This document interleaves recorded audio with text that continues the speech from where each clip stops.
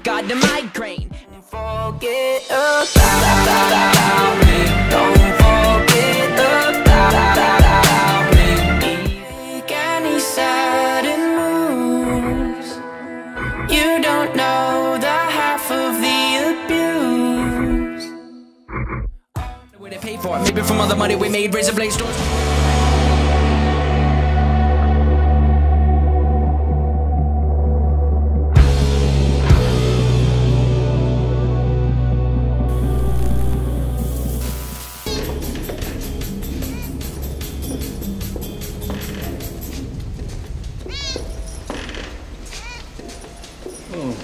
Deja vu. What is it? A deja vu is usually a glitch in the Matrix. It happens when they change something.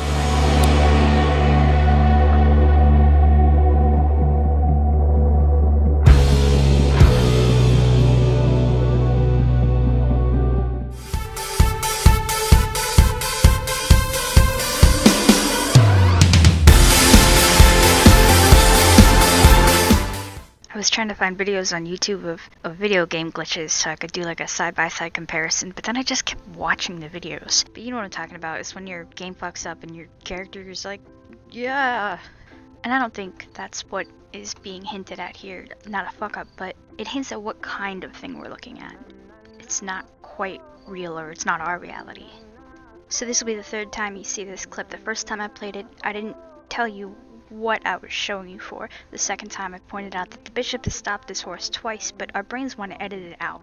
It's not the simulation alone that it tries to conceal itself from us, but we're designed to not see inconsistencies. What did you see? What happened? A black cat went past us, and then another that looked just like it. How much like it? Was it the same cat? Might have been, I'm not sure.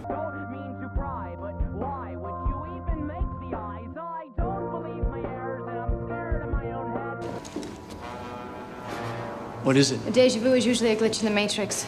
It happens when they change something. Let's look at how true that is. Tyler's armband, jumpsuit, left side, right side, left side, right side, right side, right side, right side, left side. Jeez. Now, whether or not you believe that there is any allusion to the Matrix here, I will say it did change something. Because all of those shots happen right up until the point where the bishop reaches Tyler, and after he lays hands on him, that armband will remain on the left side for the remainder of the video. And it also isn't the only instance of there being a pretty strongly plausible allusion to pop culture. Can you name each other's favorite movie? This is a guess. I know Tyler likes I don't know. What was yours? Fight Club. Whoa!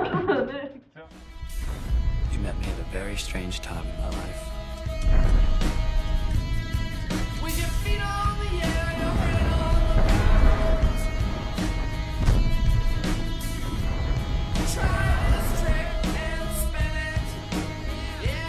I'm just gonna assume for my own sake and unwillingness to do needless work that you get that parallel. If you haven't seen Fight Club, go watch it. There's also a mention of Donnie Darko, which based on how this seems to work, there's probably some parallels there too, but I haven't seen it in like 10 years and remember nothing. So, maybe. This one's easy though, and it's got parallels all over the place. So buckle up out there in Radio Land. Remember, good driver, good driver. He's like, good driver, good driver, good.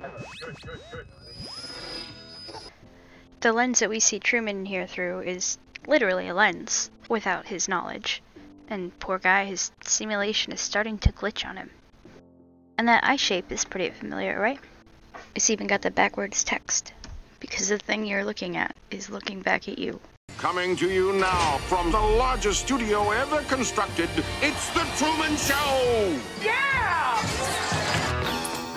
Good morning! Good morning! Oh, and in case I don't see you, good afternoon, good evening, and good night. What if? No scripts, no cue cards. Morning, Spencer. How's it going? What if you were watched every moment of your life? How many cameras you got there in that town? 5,000. If you can't tell what I'm showing you, that was a group of pictures of Josh doing that lens effect. This is Tyler's Twitter account. Last couple tweets before hiatus showing those lens pictures from The Truman Show. He says, "I love Jim Carrey, he helped raise me." Obviously there are some visual comparisons available here. And look, I'm not trying to point at any particular thing and say this is from The Truman Show, this is from The Matrix. It's not about from. This story may reflect those stories, but it's about, does it work? Does it convey something to you?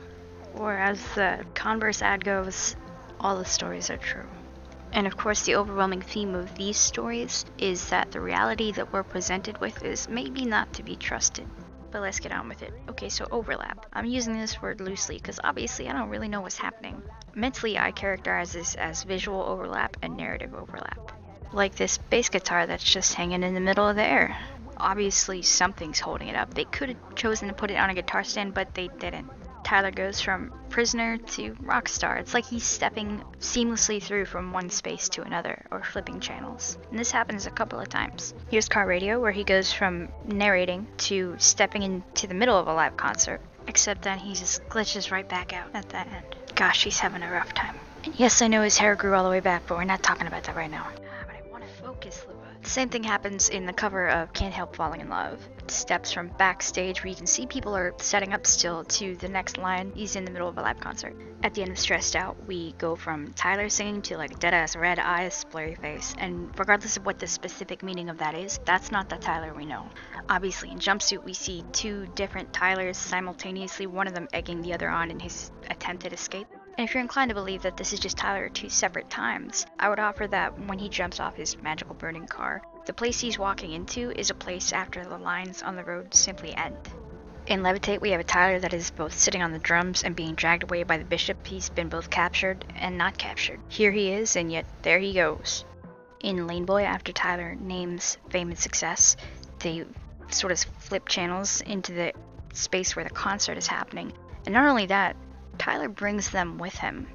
You'll also notice that later on in the video we get a quick shot showing us that even though they left that space, it does still exist. It's a really quick shot, but it's there. Speaking of things moving from one world to the next, remember the sense of interconnectedness that we get from Fairly Local? The way his eyelids flicker exactly on beat. What affects one affects the other. Whether that's Josh and Tyler, protagonist and antagonist, or from one world to the next. Shit, we only really get a sense of what's happening in Heavy Dirty Soul if we look at like 3 different facets of it at once. And look at how in one of these versions, Tyler is shaking the tambourine, but in another, he holds a tambourine still and it's his hand that shakes. Most frontmen, the great ones are not very self-aware. I would describe myself as extremely self-aware. And this is what I mean by narrative overlap. Each one of these videos stands on its own, but in context we see they're a reflection of what's happening somewhere else. It's an echo, it's an overlap. And these videos, they're simulations, right? To the extent that a video is a simulation of something that actually happened. A music video is an artistic rendering of an idea. But check it out, the story does not end in its scope where we expect it to. Listen to who helps Tyler back up.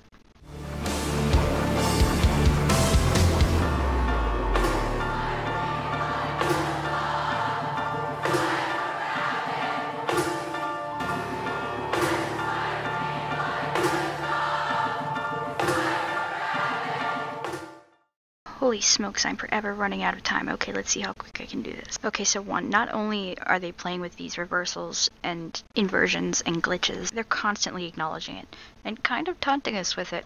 Or it's almost like we don't even exist in a way. I saw Josh and was like, dude, I swear your nose ring was in your right nostril before. And he's like, no, it wasn't. It's always been in my left nostril. And we just like we argued for like an hour about that. And it was amazing how many times we said the word nostril. Notice how Josh keeps repeating that one phrase. That's what you see here today. Well, that does line up with something having been messed with. These videos aren't black and white either. The moss is replenished into what you see here today. They're planting these little seeds that you probably don't even know that you see, that something is not quite as it seems. Just like Josh's distracting, silly stories, look what happens when somebody starts to give context. My name's Warren Comers. I'm the director of the 21 Pilots House of Gold video. A little bit of paranoia, a little bit of skepticism, and a little bit of a cool handshake. Out of time again. Look, the takeaway is this: these men are magicians. Don't let them distract you. We accept the reality with which we're presented.